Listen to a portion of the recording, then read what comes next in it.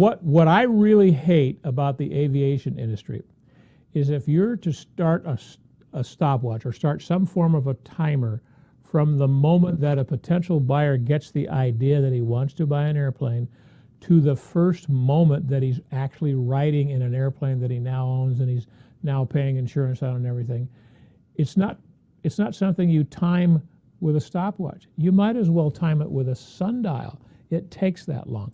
There's a lot of moving parts in these kinds of purchases. To quote Kevin Alston of Aero Law, it's a whack-a-mole process.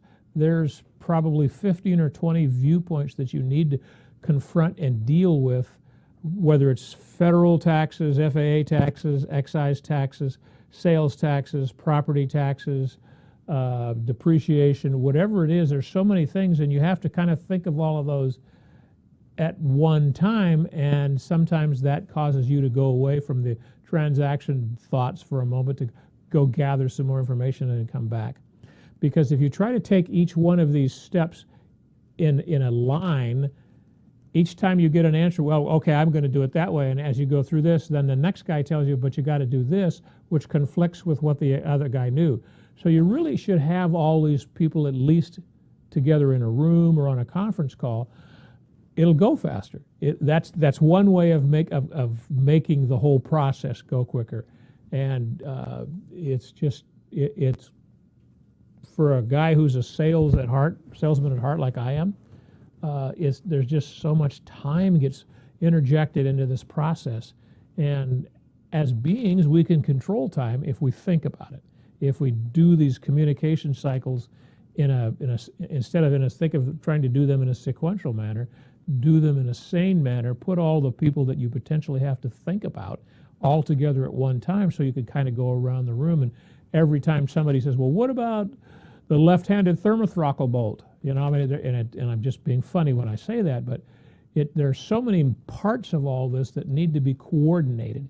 It's like trying to call a football play and 11 guys go off in that many different directions, or it's kind of like free-form jazz. It's not, to me, it's that there's no melody to it. It's just everybody's doing their own thing, and that's not the way to approach the purchase of an aircraft. You've got to be focused on where you want to wind up, what your mission is, what taxes, what government agencies you want to deal with, and how you want to deal with them.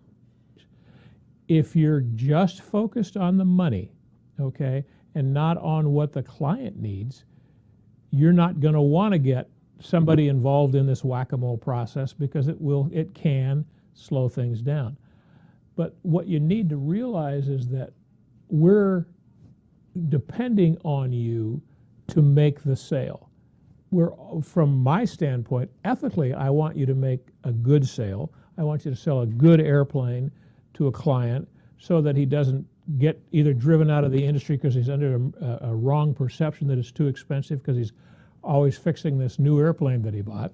And it's just, I would rather be involved in the beginning. I promise you that I won't do anything that will slow down the process.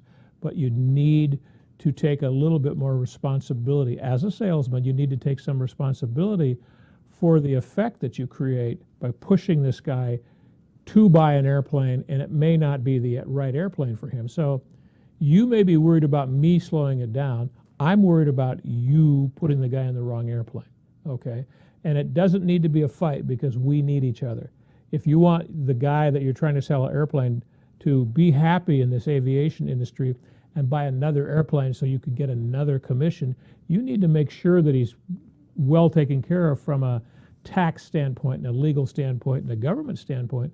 Otherwise, we're going to drive them right out of the industry. If you're an airplane buyer and you're seeing this video, call me. The call is free, and I will not slow your process down unless I think you're doing something that's dangerous, okay? If you're an aircraft salesman, there's a lot of things I can do to help you sell airplanes, and I'd be glad to do that. And you can call me, and the calls from airplane salesmen are always fairly quickly routed to me. I want a personal relationship with you because I want access to all your sales. And I'm going to support you completely. You can ask me anything about what you should and shouldn't do, and I'll tell you, and I won't charge you.